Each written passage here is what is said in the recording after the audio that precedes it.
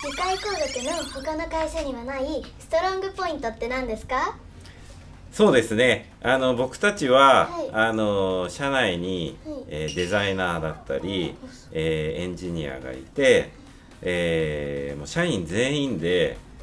今までにないユニークな、アイデアのロボットを作るっていうところがですね、新しいアイデアを思いつくっていうところが一番のストロングポイントかなと思ってます。ありがとうございます。